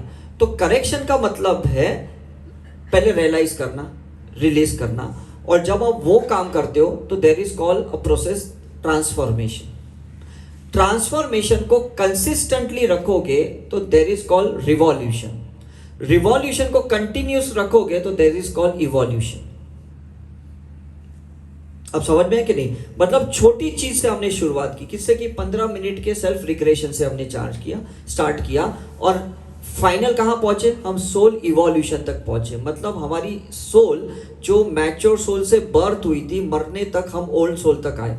तो भगवान के पास जब हम जाएंगे मरने के बाद, वो पूछेंगे कि भाई तुमने क्या किया 70 साल 80 साल, तो आप बोलोगे आपने मेरे को मैच्योर सोल लेवल पे भेजा था, देखो मैं ओल्ड सोल लेवल पे आया। तो बोलेंगे गुड, तुम्हारा लाइफ सक्सेसफुल हो गया। Is it right? आप बोलोगे आपने मुझे मैच्योर सोल लेवल पे पहुंचाया था, देखो मैं वैसे का वैसे ही आ गया। बोले भाई जा वापस, क्या फायदा हुआ? तुझे स्कूल में भेजा 10th के लिए, तूने एग्जाम के बाद फेल हो गया, तू वापस 10th में जा, वापस वही उसी क्लास में जा। इज इट राइट और रॉन्ग? तो ये किसके हाथ में है मुझे बताओ? किसके हाथ में? अपने हाथ में। लेकिन अगर आप ये प्रोसेस करोगे तो फायदा है, नहीं तो कोई फायदा नहीं है। हम नॉर्मली जितना भी जीवन जीते हैं ना, सिर्फ लाइफ पर्पस के लिए जीते हैं, सर्वाइवल के लिए जीते हैं, और कुछ नहीं है। घर गृहस्थी के लिए जीते हैं, जॉब बिजनेस के लिए जीते हैं, पैसों के लिए जीते हैं, स्टेटस के लिए जीते हैं, और फाइनेंशियल प्रोफेशनल प्रोग्रेस के लिए जीते हैं। ऑनेस्टली स्पीकिंग, हम कभी भी सोल लेवल पे ये सोचते ही नहीं कि साल में मैंने कोई ऐसी स्पिरिचुअल रिट्रीट में गया था, या कोई मेडिटेशन किया था, या मैंने कोई हीलिंग की, या कुछ योगा मैंने सीखा, या अपने बॉडी के कॉन्स्टिट्यूशन को चेंज किया कि नहीं, माइंड को चेंज किया। ऐसे कुछ भी नहीं सोचते हम, पूरा साल ऐसे ही चले जाता है। राइट? मतलब जब ये लॉकडाउन भी हुआ था मार्च से लेके सितंबर तक, मुझे याद है कि 20% ऑफ द पॉपुलेशन ने हार्डली ये सोचा रहेगा कि चलो कुछ नया करना है। बाकी तो लोग सिर्फ वेट कर रहे थे बस लॉकडाउन छूट जाए, अपन अपना जॉब बिजनेस वापस वही करेंगे। तो उनका तो कोई ट्रांसफॉर्मेशन ही नहीं हुआ। लेकिन ये जो 20% लोग थे ना, जिन्होंने अटेम्प्ट किया, चलो यार वैसे भी खाली बैठे, जूम सेशन अटेंड करते, चलो ना इसका मोजी का मेडिटेशन करते, चलो सदगुरु का कुछ मेडिटेशन करते, ऑनलाइन अटेंड करते, वो लोगों ने जब उसको कंसिस्टेंटली किया, उनकी लाइफ में बहुत चेंजेस आए। और उन लोगों को इस रिसेशन का कोई फर्क नहीं पड़ा, उनका प्रोग्रेस और अच्छा हो गया। Is it right? तो ये जो पॉज आता है ना, ये पॉज देखो कैसा है, जब कृष्ण और अर्जुन की चर्चा चल रही थी ना, तो सारी सेनाएं जो मैदान में खड़ी थी कुरुक्षेत्र में, वो लॉकडाउन हो गई थी, सारी की सारी। मुझे वो टाइम याद नहीं है, लेकिन जो भी मेंशन किया होगा। तो इसी तरह से हमारा भी 6 महीना ना पूरा मतलब युद्ध चल रहा था। किसका युद्ध चल रहा था? एनवायरमेंट का युद्ध चल रहा था, जिसमें वायरसेस निकल रहे थे, कोरोना के वायरसेस निकल रहे थे, और हमको लॉकडाउन करके बिठाया गया था। Is it right? तो जो लोग उस लॉकडाउन में ट्रांसफॉर्मेशन कर पाए, वो लोग लॉकडाउन के बाद बहुत प्रोग्रेस कर रहे हैं। और जो लोगों ने कोई ट्रांसफॉर्मेशन, कोई रिग्रेशन नहीं किया, कोई सेल्फ रियलाइजेशन नहीं किया, कोई खुद के अंदर रिवॉल्यूशन नहीं लाए, उनका तो कोई फर्क नहीं पड़ा, वो वहीं के वहीं खड़े जहां पहले थे वो। तो फायदा क्या हुआ ये सब चीज करने का? Is it right? मतलब नेचुरल डिजास्टर में जाने से पहले आप अपनी करेक्शन कर लो, तो ये डिजास्टर आपकी लाइफ में नहीं आएगा। कोई नेचुरल कैलेमिटीज आपकी लाइफ में नहीं आने वाली है, अगर आपने उसको करेक्शन कर दिया है तो। इज इट राइट और रॉन्ग? आपका शुगर लेवल सपोज 150 से 200 के आसपास हो गया है, डॉक्टर कहता नहीं 120 चाहिए, और आपने अगर करेक्शन कर लिया, आपको कौन हॉस्पिटल ले जाएगा? कोई ले जाएगा? कोई नहीं ले जाएगा। लेकिन आपने करेक्शन नहीं किया और बाद में टेस्ट किया 15 दिन बाद 250 हो गया, वो बोले अभी के अभी हॉस्पिटल ले जाओ, कभी भी हाइपरग्लाइसीमिया में जा सकता है ये बंदा। इज इट राइट और रॉन्ग? तो करेक्शन हर मोमेंट का करना है, करेक्शन हर दिन का करना है, करेक्शन हर थॉट का करना है, करेक्शन रिग्रेशन हर इमोशन का करना है, रिग्रेशन हर एक्सपीरियंसेस का करना है, अच्छे एक्सपीरियंस का भी रिग्रेशन करना है। बिकॉज हम लोग अटैच्ड अच्छे एक्सपीरियंस का हो जाते हैं, वो भी रिग्रेशन करना है, अटैच्ड हो जाते हैं। बस मुझे तो वही दिन वापस चाहिए, मुझे तो वही इंसान वापस चाहिए, मुझे तो वही परिस्थिति वापस चाहिए। ये कभी पॉसिबल ही नहीं है, क्योंकि नेचर है ना, सर्कुलेट होता है, चांद सूरज तारे यूनिवर्स घूमते रहते हैं, वो चीज वापस कभी आती नहीं है। आपका समय वापस कैसे आ सकता है? आप बोलोगे मुझे बचपन के दिन वापस चाहिए, आएंगे? सिर्फ यादें आ सकती है, वो दिन तो नहीं आएंगे, वो समय तो नहीं आएगा। लेकिन हम अपनी सोच से पीछे जाके उसको करेक्शन करके प्रेजेंट को बेटर, फ्यूचर को बेस्ट बना सकते हैं। ये पॉसिबल है कि नहीं? पॉसिबल है कि नहीं? अब जितने भी ये लोग हैं ना बायोपिक मूवीज बनाते हैं, सचिन तेंदुलकर, MS धोनी, जितने भी बनाए, उन्होंने पास्ट की अच्छी मेमोरीज को लेके किसी एक किरदार को पूरी तरह से ट्रेंड किया और उसको स्क्रीन पे प्ले किया। Is it right?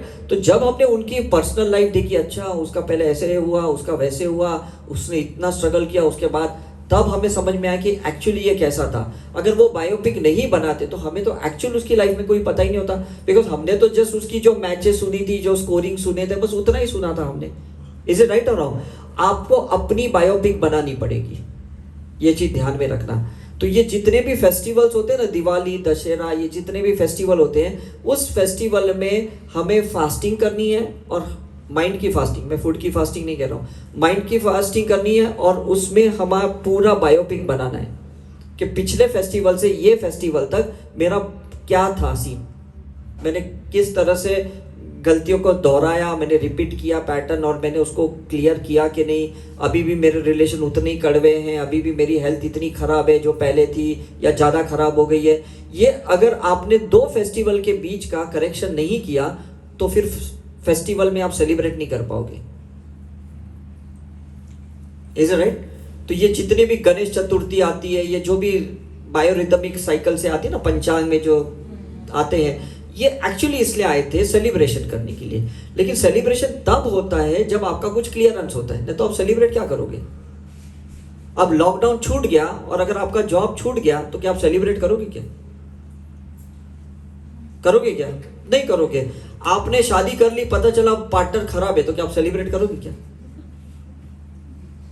हाँ, कोई सेलिब्रेट नहीं करेगा, माता कुटोगे क्या, नहीं ये क्या कर दिया मैंने, समझ में नहीं। फिर एनिवर्सरी का दिन भी भूल जाओगे आप, क्योंकि वो रिश्ते इतने कड़वे थे, उसमें फिर आप क्या याद रखोगे करके। तो मैं ये कह रहा हूं कि 2 बर्थडे होते हैं, 2 फेस्टिवल होते हैं, उसके बीच के पीरियड में ये सब करेक्शन होता है।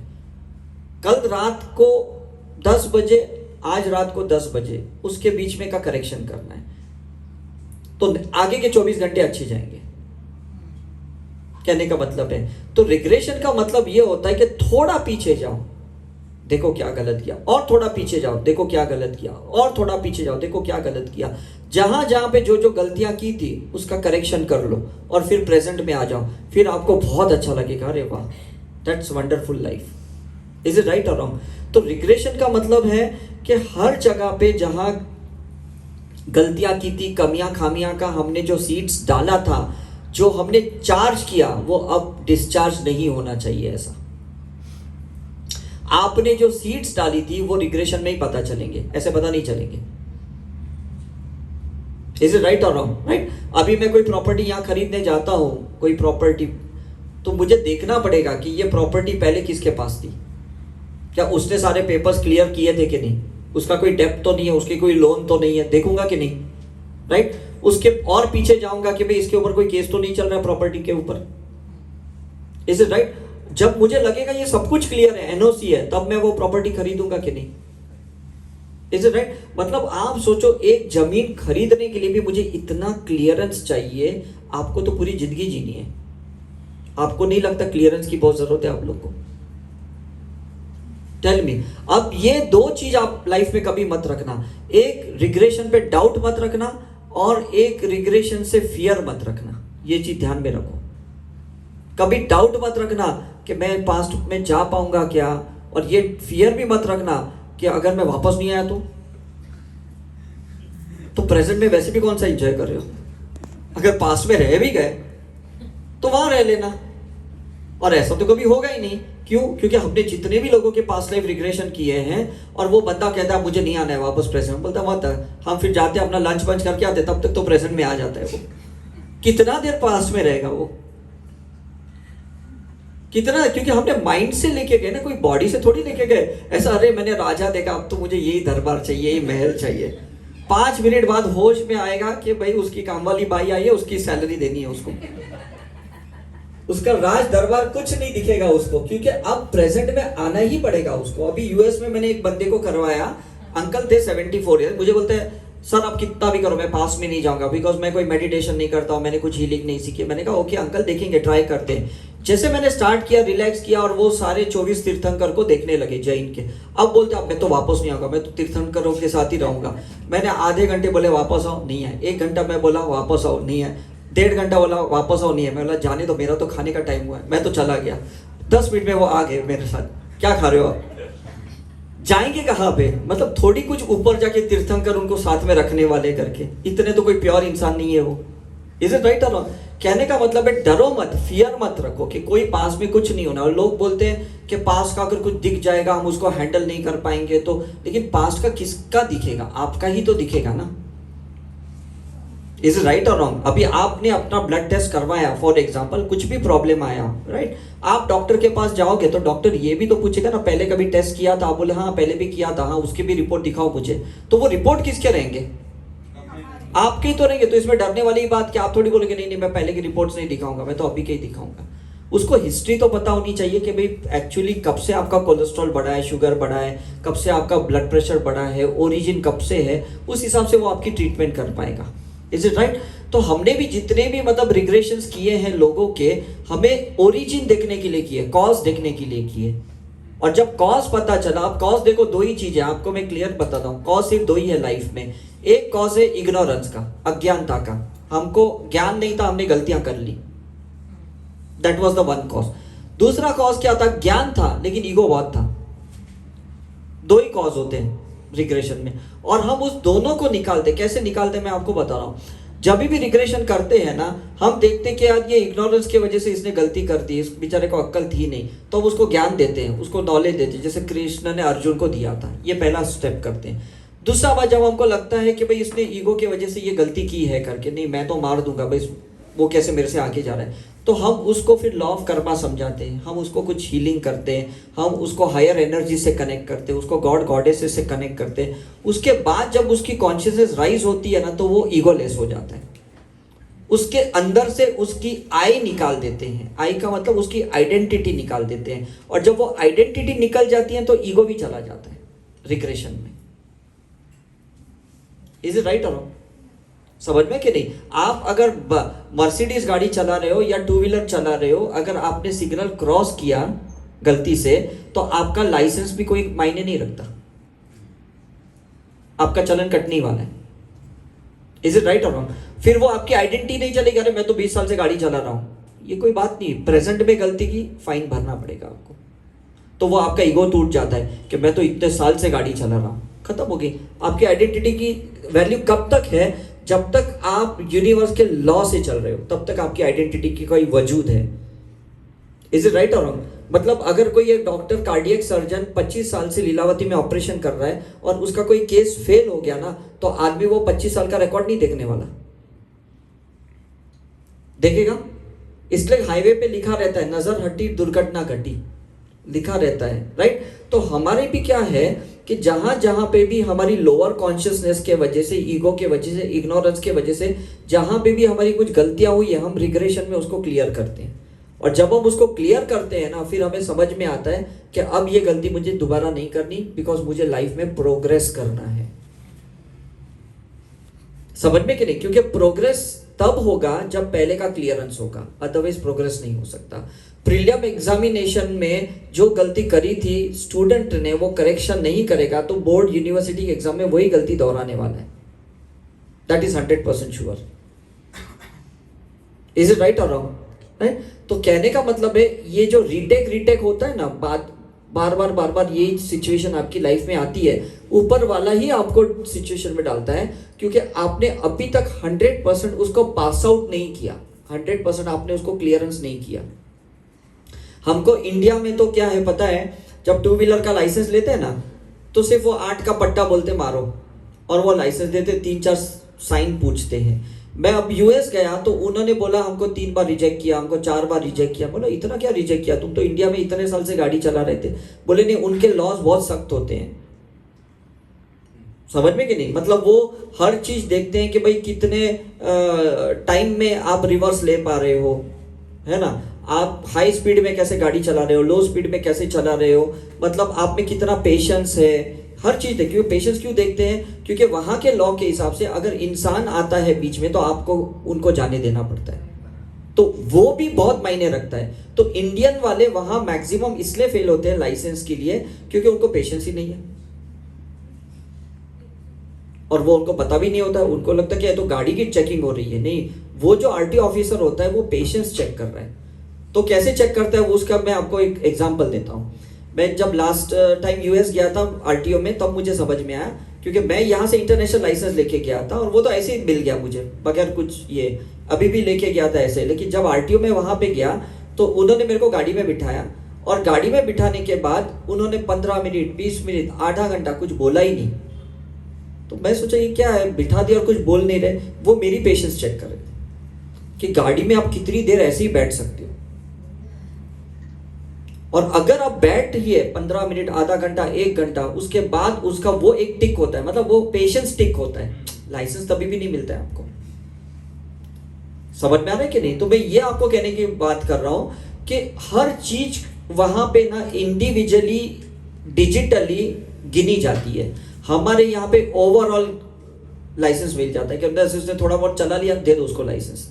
वहां पे ऐसा नहीं होता है। तो इसी तरह से गॉड के पास ना हर माइन्यूट चीज का अप्रूवल होता है। ऐसा आप नहीं बोल सकते हो मैंने वहां जाके पहले जॉब किया, फिर अच्छा अपना बिजनेस किया, बस आपकी लाइफ सक्सेसफुल होगी, ऐसा नहीं होता है। हर मोमेंट में आपने कहाँ पे प्लस माइनस किया ना, हर एक चीज का वहां पे कैलकुलेशन होता है करके, हर चीज का कैलकुलेशन होता है। Is it right? तो हर चीज का रिग्रेशन करना पड़ता है कि रिश्ते में अगर गड़बड़ है तो रिश्तों का रिग्रेशन करना पड़ता है। मनी का आपने कुछ फ्रॉड किया, चीट किया, किसी को ये किया, तो उसका मनी का रिग्रेशन करना पड़ता है। अगर आपने हेल्थ को बहुत खराब किया तो हेल्थ के लिए रिग्रेशन करना पड़ता है आपके। अगर आपने गलत इंफॉर्मेशन अपने आगे के जनरेशन को दिया तो फिर आपको वूम रिग्रेशन करना पड़ता है। हर करेक्शन आपको अपना करना पड़ेगा, तब आपकी सोल इवॉल्व हो जाएगी। ऐसा आप प्लीज मत सोचिएगा कि मैं तो ये फील्ड में सक्सेसफुल हूं, मेरे तो इतने फॉलोवर्स है, मैं तो इतना अच्छा कमा रहा हूं, मेरी लाइफ सक्सेसफुल है।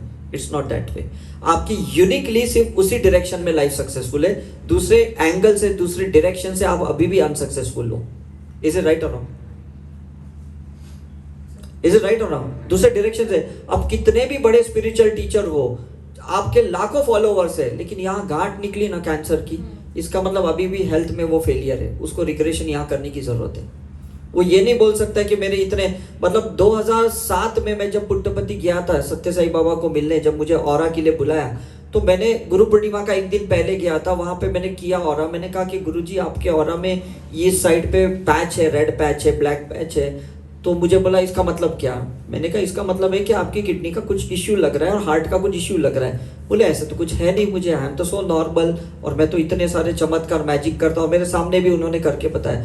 मैंने कहा वो एक एनर्जी अलग है और यहाँ के एक लो वोल्टेज एनर्जी अलग है करके। तो उन्होंने बोला आई डोंट बिलीव। तो मैंने कहा ठीक है, फिर मैं चला गया। और दूसरे दिन जब गुरु पूर्णिमा थी और लाखों लोग दर्शन के लिए आए, पता चला उनकी हेल्थ इतनी खराब थी, उस दिन उन्होंने किसी को दर्शन नहीं दिए। और फिर कुछ दिन के बाद चेक किया तो पता चला हार्ट का प्रॉब्लम था, किडनी का प्रॉब्लम था, और फिर कुछ टाइम के बाद he went away, passed away.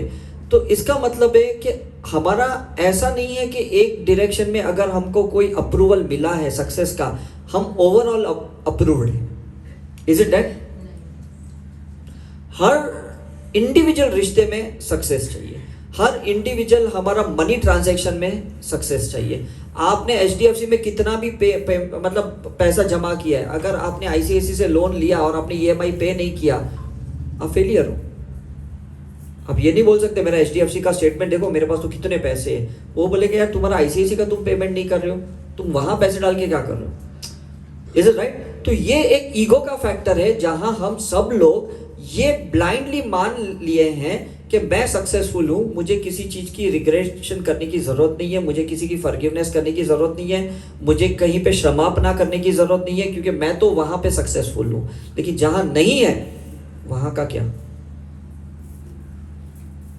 वहां का क्या? उस सब्जेक्ट का, उस पर्सन के साथ, उस जगह पे, उस एनवायरमेंट में या उस सर्कमस्टेंसेस का जो भी आपका अनसक्सेसफुल अटेम्प्ट था, उसका रिग्रेशन आपको करना पड़ेगा, और तभी जाके आप उससे बाहर निकल पाओगे।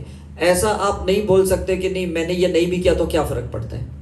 You can not say that, है ना। कोई स्कूल का बच्चा ये नहीं बोलेगा जैसा मैं बोल रहा था कि नहीं मुझे हिस्ट्री में इंटरेस्ट नहीं है, तो मेरे पापा बोले फिर तेरे को 10th में तो कैसे परसेंटेज आएंगे, तू कैसे 11th में जाएगा। मैंने कहा क्यों नहीं जाऊंगा, मेरा साइंस देखो, मेरा मैथ्स देखो इतना अच्छा है। बोले तू हिस्ट्री में फेल हो रहा है, तेरे को आगे जाने कौन देगा।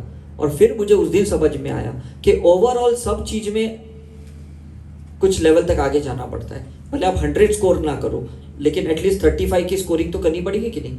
इज इट राइट और रॉन्ग? तो कहने का मतलब है आपको क्या करना है, रोज रात को सोने से पहले आपके ये 4 सब्जेक्ट हैं, रिलेशन, फाइनेंस, स्पिरिचुअल और पर्सनल, मतलब हेल्थ की बात कर रहा हूं। ये 4 सब्जेक्ट में कहां कहां पे आपका माइनस है, उसका आप रिग्रेशन करके रात को सो जाना। अगर आपको लगता है आज मेरी इसके साथ तू मैं हुई, तो रिलेशन का रिग्रेशन करके सो जाना। आपको लगता है आज मेरा तबीयत खराब था, मेरी हेल्थ खराब थी, तो हेल्थ के लिए रिग्रेशन करके सो जाना। आपको लगता है आज मैं पैसे नहीं कमा पाया या मुझे मनी का बहुत स्ट्रेस आया, तो मनी का रिग्रेशन करके आप सो जाना करके। आपको लगता है आज मैं मेडिटेट नहीं कर पाया, आज मैं सुबह योगा नहीं कर पाया, हीलिंग नहीं कर पाया, तो स्पिरिचुअल रिग्रेशन करके सोना। कुछ भी हो, रात को ये 4 सब्जेक्ट को क्लियर करके ही सोना। तो आपका कल का जब सूरज उगेगा ना, उसके साथ आपकी एनर्जी भी उगेगी, राइज होगी। अदरवाइज सूरज तो उग जाएगा लेकिन आपका अस्त वाला दिन निकलेगा, सूर्योदय वाला दिन नहीं निकलेगा। इज इट राइट और रॉन्ग?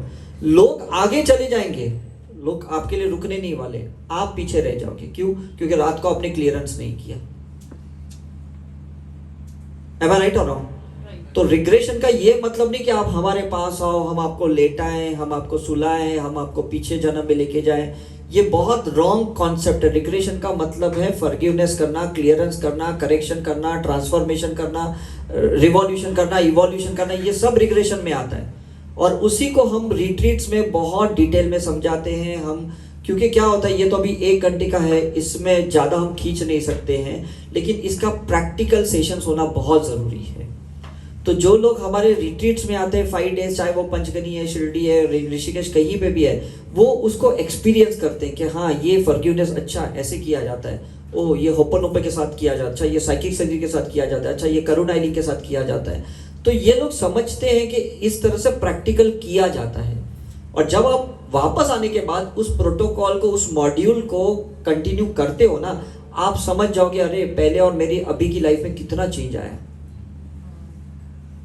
इज इट राइट और रॉन्ग? और अगर उस प्रोटोकॉल को फॉलो नहीं करोगे तो आप वही रह जाओगे जैसे आप पहले हमारे पास आए थे, कोई फर्क नहीं पड़ने वाला।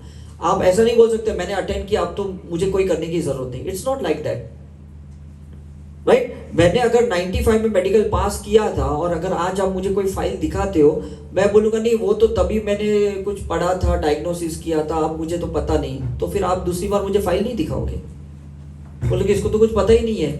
तो वो पास्ट का जो मेरा नॉलेज था, अगर मैं उस नॉलेज को रीएक्टिवेट नहीं करता हूं तो फिर दूसरी बार कौन मेरे पास आएगा?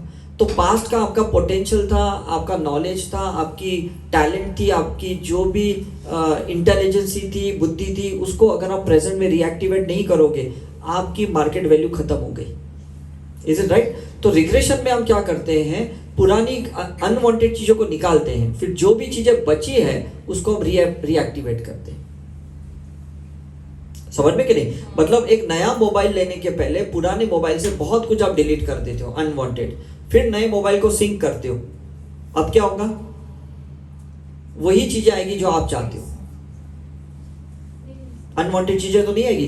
तो आप ऐसा नहीं बोलोगे पहले मैं नए मोबाइल में सब ट्रांसफर करूंगा फिर मैं इसमें डिलीट करूंगा।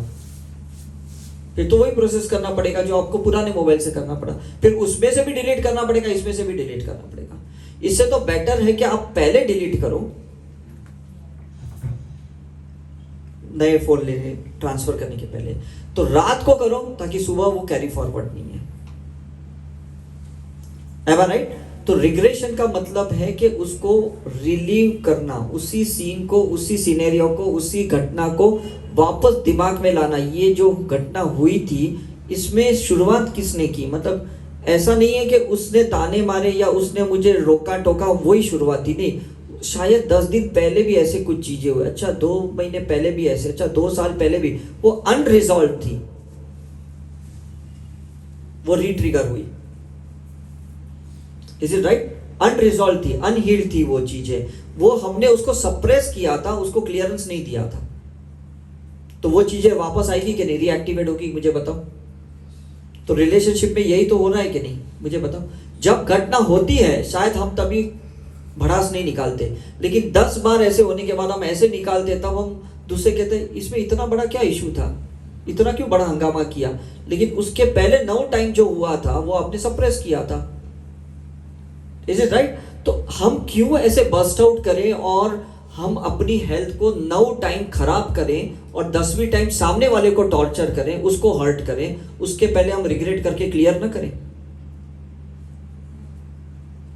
आप सोचो ना, क्योंकि रहना तो उन्हीं के साथ है, उसी 4 दीवारी में उसी 4 लोगों के साथ रहना है, और बाहर भी जाओगे तो उन्हीं के साथ जॉब करना है, बिजनेस करना है, वही क्लाइंट है, वही बॉस है, वही पार्टनर्स है। तो क्यों ना हम वो क्लियरेंस रिग्रेशन करके हम उसी रिश्ते को एक अच्छा रिश्ता बनाएं, अच्छी लाइफ जिए, ताकि मुझे लगता है कि फिर हमें वही लोग अच्छे लगेंगे, वही जॉब अच्छा लगेगा। मैं आज मैं 3 दिन से लगातार टॉक दे रहा हूँ, 2 दिन दिल्ली में दिया। हर टॉक के बाद मुझे 21 बार साइकिक सर्जरी करनी पड़ती है पुराने कंटेंट को निकालने के लिए, ताकि मैं अगर 2 लेक्चर को सुनूं तो मुझे वो सेम कंटेंट ना मिले। Is it right? चाहे सेम सब्जेक्ट रहे, आप 2 घंटे बाद अगर मुझे बोलोगे कि 1 घंटे का सेमिनार दो, उसके पहले मैं साइकिक सर्जरी करके पुराना कंटेंट निकाल दूंगा, क्योंकि मैं खुद बोर नहीं होना चाहता। अगर मैं बोर हो गया मेरे टॉक देते तो आप तो मेरे से ज्यादा बोर होंगे, क्योंकि मेरा तो पैशन है। आप तो आउट ऑफ द वे आए हो अपना सब कुछ छोड़ के यहाँ पे। इज इट राइट और रॉन्ग? तो आप सोचो कि आप लोगों से परेशान हैं, लोग आपसे कितने परेशान हैं, ये तो कभी सोचा है आपने? आप लोगों की वजह से टॉर्चर्ड हो, लोग कितने आपसे टॉर्चर्ड है, क्योंकि आप वही कर रहे हो जो पहले कर रहे थे। तो पहले अपने अंदर तो कुछ नया लेके आओ, पुरानी चीजों को तो क्लियरेंस करो, फिर एक्सपेक्ट करो कि वो कुछ नया आपके साथ करेगा और नए रिश्तों के साथ आपके साथ जुड़ेगा। इज इट राइट और रॉन्ग? जैसे नोटबंदी आई ना, उस नोट की वैल्यू खत्म हो गई, भले वो 30 साल से चल रही थी मार्केट में। तो वैसे हमारी भी ऐसा ही होता है, रात को सोने से पहले ना नोटबंदी सोचो, हो गया लॉकडाउन, हो गया 15-20 मिनट फ्रीज कर दो, सेल्फ रियलाइजेशन करो, सब चीज क्लियर करो, फिर सुबह एक नई करेंसी के साथ, नई सोच के साथ, नए इमोशंस के साथ, नई भावनाओं के साथ आपका दिन बिताओ, आपको कोई प्रॉब्लम नहीं होगा, मैं आपको गारंटी देता हूँ। कल फ्लाइट में भी जैसे मैं 8 बजे बैठा, मैंने अपनी साइकिल सरी शुरू की, और रात को जब 10 बजे मैं लैंड किया तब तक मैंने सब फॉर्मेट कर दिया जो 2 दिन मैंने वहाँ किया था। जब यूएस से मैं आया, मैंने 15 घंटे अपनी सेल्फ हीलिंग की, इसी शिवलिंग को हाथ में लेके अपनी एट्यूनमेंट, रीएट्यूनमेंट, साइकिल सरी कर रहा था, क्योंकि 1 महीने में जितने मैंने वहाँ पे एक्सपीरियंसेस लिए थे, जो भी मैंने PLR किए, पास्ट लाइफ किए थे, मुझे वो सब निकालना था। कुछ कंटेंट को मुझे लाना नहीं था वापस यहाँ पे। लेकिन हम ऐसा नहीं करते, ऑफिस के इश्यूज को घर पे लाते, घर के इश्यूज को ऑफिस ले जाते, और एक दूसरे के ऊपर निकालते रहते हम लोग। करते कि नहीं? फ्रस्ट्रेशंस वही निकालते, यही सब चीजें। तो हर चीज को एक पॉज दो, एक ब्रेक दो, 1 मिनट का, 5 मिनट का, मेडिटेट करो, उसको क्लियरेंस करो, और फिर आप मूव ऑन करो। फिर आपको, मुझे नहीं लगता प्रॉब्लम होगा। ये मंदिर भी जो बड़े बड़े आप देखते हो, छोटे छोटे मंदिर देखते हो ना, बीच बीच में देखो ये पर्दे लगा देते लोग, और उस टाइम पे सब क्लियर करते, जिन्होंने फूल डाला है, क्या मालाएं डाली है, क्या क्या है, सब दिए जला है, सब क्लियर करते। फिर वो पर्दा खट्टा खोलते हैं, फिर हमको लगता है वाह कितना क्लियर है ये। बीच में वो आरती करते हैं, कुछ अभिषेक करते हैं, कुछ क्या क्या करते हैं ये लोग। तो आप सोचो, भगवान को अगर इतनी जरूरत है, हम तो इंसान लाइव एंटिटी है, हमको कितनी ये क्लियरेंस की जरूरत है कि नहीं? मुझे बताओ। अगर आप ऐसे ही जीते रहोगे बगैर क्लियरेंस के, आपकी मार्केट में कोई वैल्यू नहीं रहेगी, और फिर आप सोचोगे यार मुझे आजकल डिप्रेशन हो रहा है, मुझे बहुत डर लग रहा है, एंजाइटी हो रही है, इनसिक्योरिटी हो रही है, मेरा फ्यूचर कैसा जाएगा? फ्यूचर वैसे ही जाएगा जैसे प्रेजेंट में आपने चीज़ों को होल्ड किया है। आपने कुछ नया ही नहीं किया, तो आपको कोई प्रमोशन देगा क्यों? आपके पास क्लाइंट क्यों आएंगे? आएंगे, मुझे बताओ। और वही लोग आपको रिस्पेक्ट क्यों करेंगे? बिकॉज आप में कुछ नया तो है ही नहीं। आपको आपकी मार्केट वैल्यू अगर बना के रखनी है, हर मोमेंट में कुछ इनोवेशन करना पड़ेगा, हर मोमेंट में कुछ नई क्रिएटिविटी लानी पड़ेगी, तब आपकी मार्केट वैल्यू बनी रहेगी। अदरवाइज कोई वैल्यू नहीं। आपको भी पुरानी चीजें पसंद नहीं, लोगों को भी आपके जैसे पुराने लोग पसंद नहीं, पुरानी सोच वाले पसंद नहीं। इज इट राइट और रॉन्ग? तो रिग्रेशन करके सब चीज को डिलीट कर दो। 15-20 मिनट जाएगा रोज, लेकिन कम से कम हम उस सॉफ्टवेयर को डिलीट तो करेंगे, अपडेट वर्जन तो करेंगे। जब ये लैपटॉप लिया था तो विंडोज 10 था, और तीसरे ही दिन इसमें मैसेज आया कि अब विंडोज 11 इज अवेलेबल। जैसे वाईफाई ऑन किया, वो उसने ले लिया, अब वो 10 मिल ही नहीं रहा है उसमें। Is it right? तो हमारा भी ये वर्जन आगे जाना चाहिए, पुराना चीज पूरा निकलना चाहिए, तब प्रेजेंट को बहुत अच्छे से जी पाओगे। Is it okay? So I hope ये कॉन्सेप्ट क्लियर है रिग्रेशन का। बिफोर आई एंड, कोई क्वेश्चन अगर आप में से रहे तो you can ask me. Yes sir, आपने बोला कि रिग्रेशन करो, हाँ, और उसके बाद हायर सोर्स से कनेक्ट करो, राइट, और सो जाओ, राइट।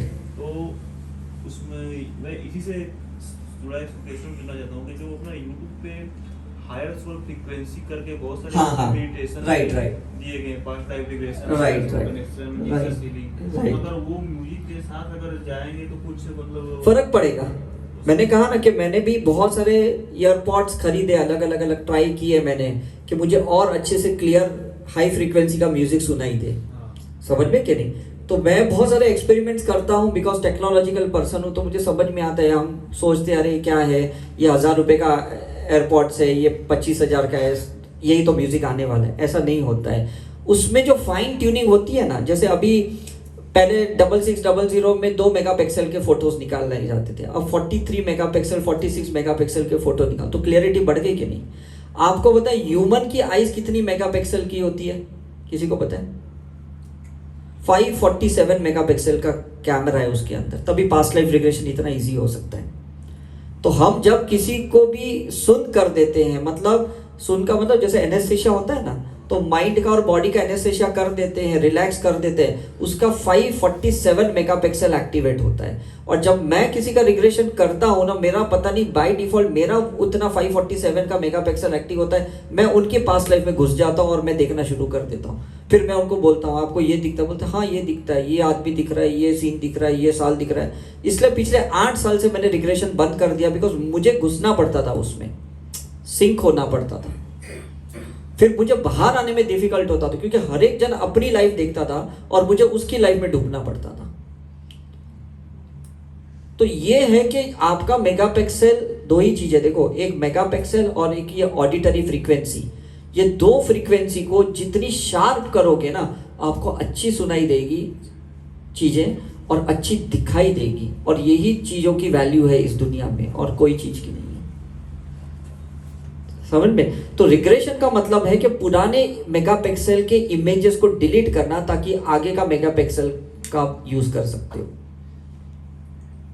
Is it right? हम इतनी ऑप्टिकल बढ़ा देते हैं, इतनी जूमिंग कैपेसिटी बढ़ा देते हैं कि हम दूर की दृष्टि भी देख पाए। क्या आने वाले 10 दिन के बाद अगर कुछ गलत भी होगा तो मैं क्या, कैसे हैंडल करूंगा उसको, मुझे क्या प्रिकॉशन लेना होगा कि मैं उस सिनेरियो, उस सिचुएशन में परेशान ना हो। उतनी आपकी दिव्य दृष्टि, विजडम एक्टिव होना चाहिए, है ना? ऐसा है।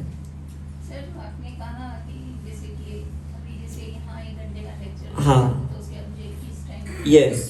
तो वो इतनी जल्दी आप कैसे कर लेते? हमें तो एक साइकिक सर्जरी करने में 1 घंटा। अभी स्पीड बढ़ गई ना, देखो कैसा है, पिछले 22 साल से मैं इतनी साइकिक सर्जरी कर रहा हूँ, मतलब मैं 1 मिनट में एक साइकिक सर्जरी कर सकता हूँ। सर उसका कोई शॉर्टकट नहीं? शॉर्टकट नहीं है। देखो जैसे जैसे अभी आपने, हो सकता है जब नया नया खाना बनाना सीखा होगा अपने पेरेंट्स से, तब आपको कितना टाइम लगता था आटा गूंदने में, सब्जी बनाने में, अब आप कितने फटाफट आप बना लेते हो।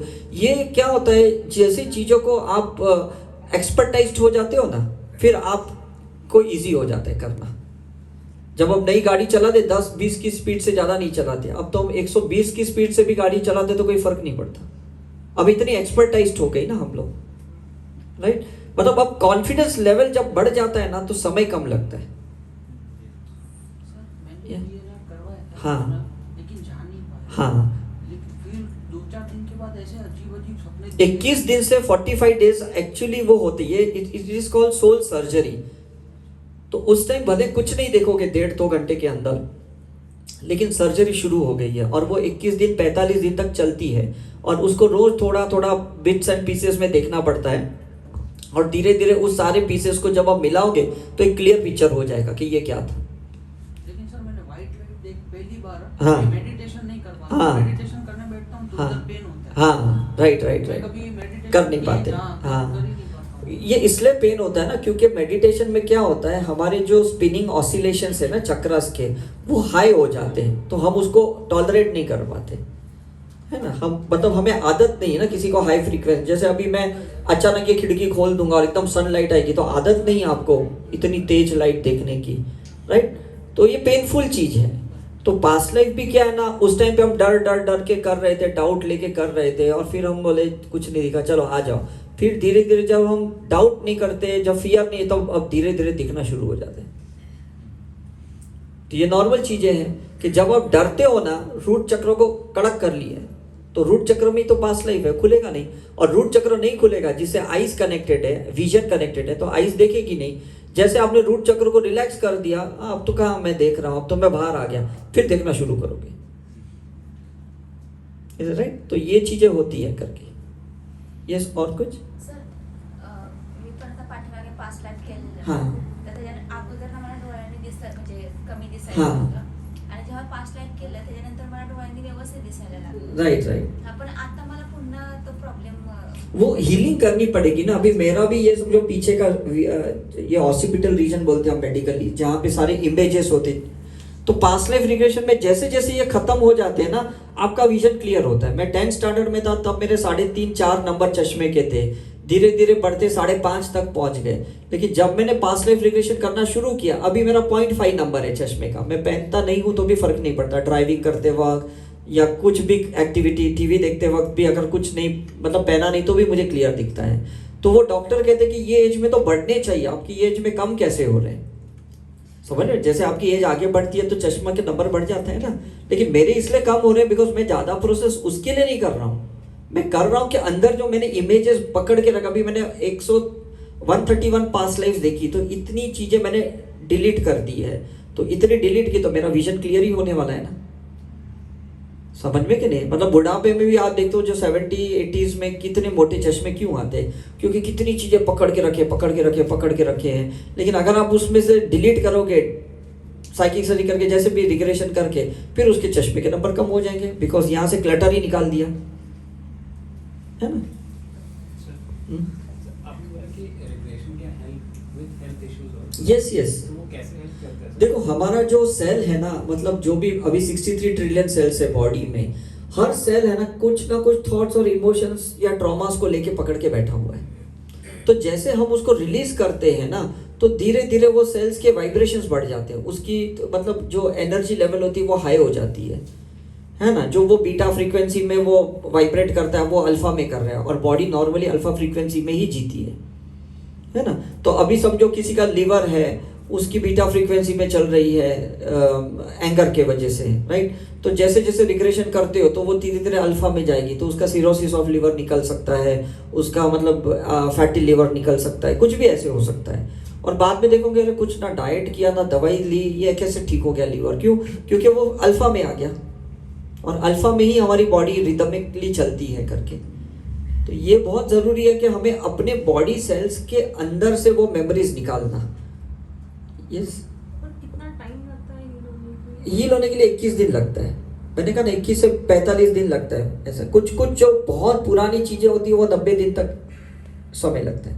ऐसा मैक्सिमम 90 डेज पकड़ लो कोई भी चीज़ को, बिल्कुल ठीक हो जाता है। बिकॉज क्या है, उस मेमोरी के वजह से कोई, देखो भगवान ने आपको इसलिए नहीं भेजा कि ये बीमारी को एंजॉय करो, इसको थोड़ी भेजा है, आपने वो क्रिएट किया है, तो आपको डिसॉल्व करने का ये नहीं। देखो ये चीज कैसा है कि डॉक्टर्स और जो क्या बोलते हैं धर्म के गुरु होते हैं ना, वो लोग फियर फैक्टर वाले होते हैं। बोले कि शादी नहीं हो रही क्योंकि काल सर्पदोष है, मांगलिक है। डॉक्टर बोलेंगे नहीं नहीं अभी का अभी ऑपरेशन नहीं कराओगे तो कल कुछ भी होगा। ये फियर क्रिएट इसलिए करते हैं बिकॉज आपने तो चीज़ों को लाइटली ले लोगे, टेक फॉर ग्रांटेड कर लोगे, इज इट राइट?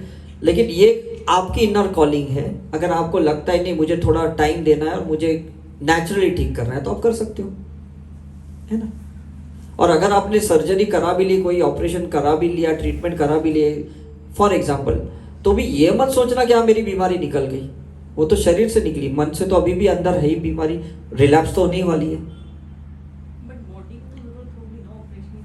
मैं वही कह रहा हूँ कि अगर बॉडी को आप ऑपरेट करा भी देते हो, पथरी फाइब्रॉइड निकाल भी लेते हो, तो इसका मतलब ये थोड़ी कि बीमारी निकल गई।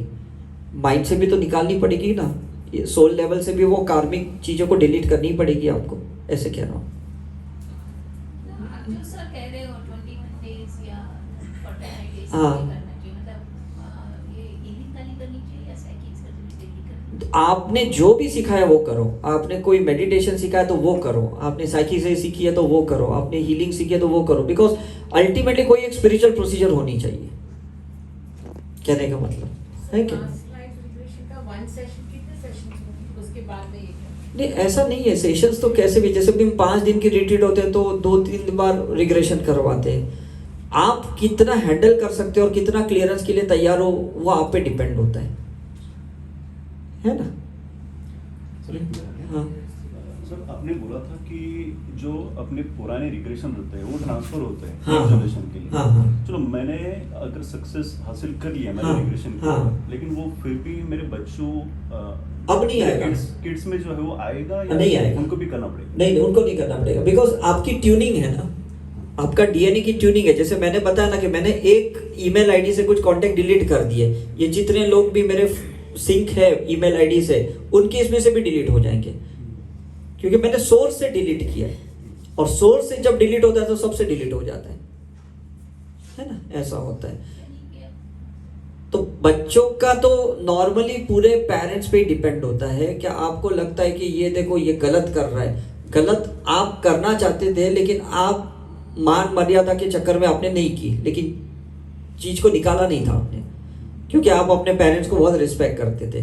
आजकल के बच्चे रिस्पेक्ट नहीं करते, इसलिए वो अपनी जो अंदर की चीजें उसको वो एक्सप्रेस करते हैं, चाहे वो अल्कोहल लेके या पब में जाके या जो भी करके। ऐसा है ना। तो हम संस्कारों में दबे थे, आजकल के बच्चे दबे नहीं हैं, तो उन्हें जो आता है वो कर लेते हैं। तो इसका मतलब नहीं वो गलत है, हम अंदर साइलेंटली गलत है, ये एक्टिवली गलत है। तो हमने अपने साइलेंट करेक्शन किया तो उनका एक्टिव करेक्शन भी हो गया ना। ऐसा क्या ना।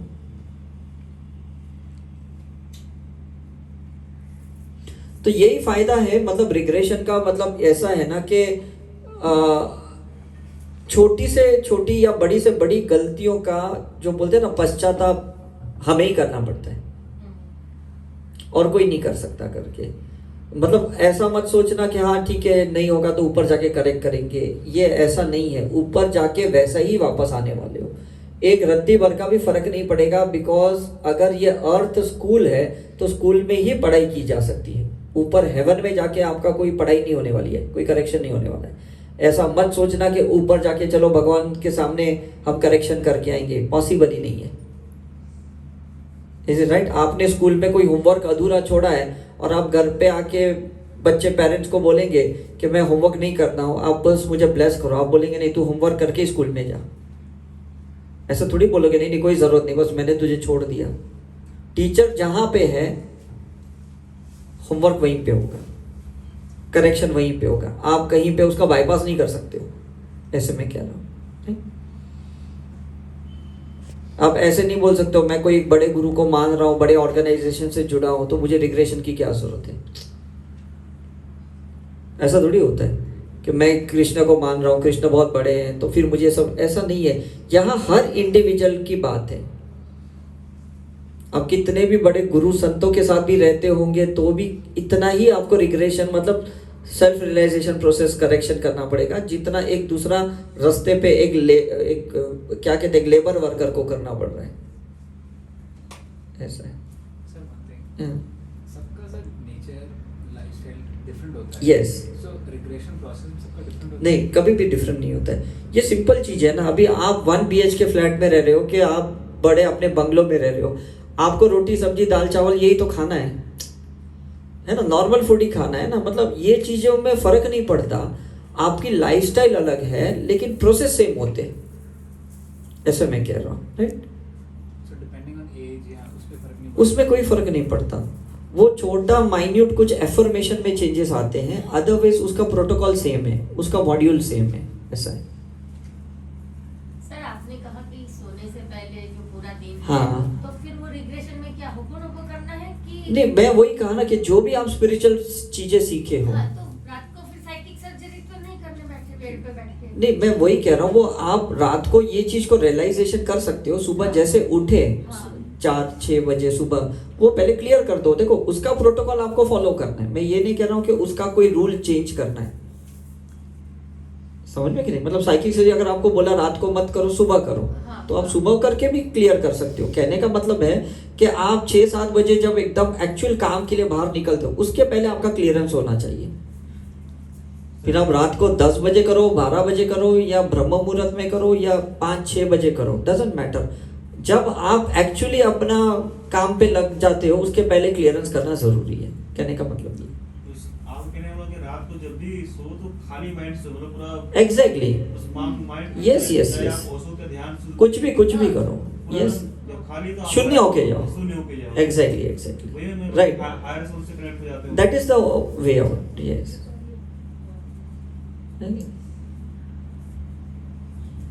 ठीक है, चलो। I hope everyone enjoyed. Thank you very much.